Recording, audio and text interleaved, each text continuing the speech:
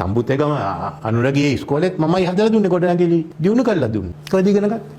කලින්ද? මම කොළඹ ආනන්ද විද්‍යාලය ඉගෙන ගත්තා. ආනන්ද විද්‍යාලය. සම්පූර්ණයෙන්ම ආනන්ද විද්‍යාලය. ඊට කලින් මම ගල්කිස්ස ලලිත ඇතුළත් මුදලි විද්‍යාලය. ඉතින් අධ්‍යාපනය දියුණු කරේ නැත්නම් ලලිත ඇතුළත් මුදලි විද්‍යාලය තියන්න බෑනේ. මමනේ එතුමාක සයන්ස් විද්‍යාලය කරේ. පාසල් 3000යි තිබුණේද? අද ඔක්කොම අරගත්තොත් පාසල් පිරිවෙන්ක 11000කට 12000ක් තියෙනවා. එදා ලක්ෂ 10යි අද හිටියා ලක්ෂ 44ක්. එදා එක විශ්වවිද්‍යාලයි අද 17යි.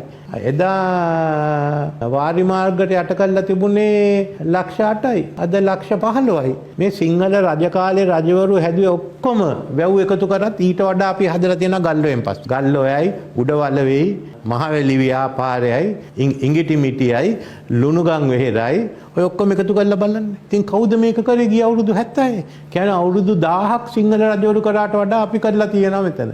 පළවෙනි වතාවට වේගයෙන් ගලන ගංගාවල අපි ජලාශ දාලා තියෙනවා. සිංහල රජ කාලේ ඒක කරන්න බැරි වුණා. දැන් හැමතැනම ඉස්කෝලා නික තඹුතේගම අනුරගේ ඉස්කෝලේත් මමයි හදලා දුන්නේ ගොඩනැගිලි දිනු කරලා දුන්නේ. රෝහල් දිහා බලන්නකොල. ශ්‍රී ජයවර්ධන පොරවලා තියෙනවා, කොතලාවල එක තියෙනවා, පුද්ගලිකේවා තියෙනවා.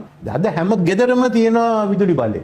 එදා තිබුණේ අපි 77 එනකොටත් තිබුණේ නැහැ. ජයවර්ධන කිව්වා ලෙනින්ට ගැන කිව්වා. ලෙනින් කිව්වා කියලා ඉලෙක්ට්‍රිෆිකේෂන් before socialism කියලා. ඒක දාලා කරා. ඉතින් මේ ඔක්කොම කරලා තියෙනවා. රූපවාහිනිය ගෙදර තියෙනවද? කාටද නැත්තේ රූපවාහිනිය? ඉතින් අපි නොදියුණු නම් රූපවාහිනියක් තියෙන්න බෑ. කම්පියුටර් තියෙන්න බෑ. ජංගම දුරකථන අපිට ජනගහනයට වඩා ජංගම දුරකථන තියෙනවා. ඉතින් කොයි රටේද ඒගොල්ලෝ හිටියේ? ස්වාසිලන්තේද?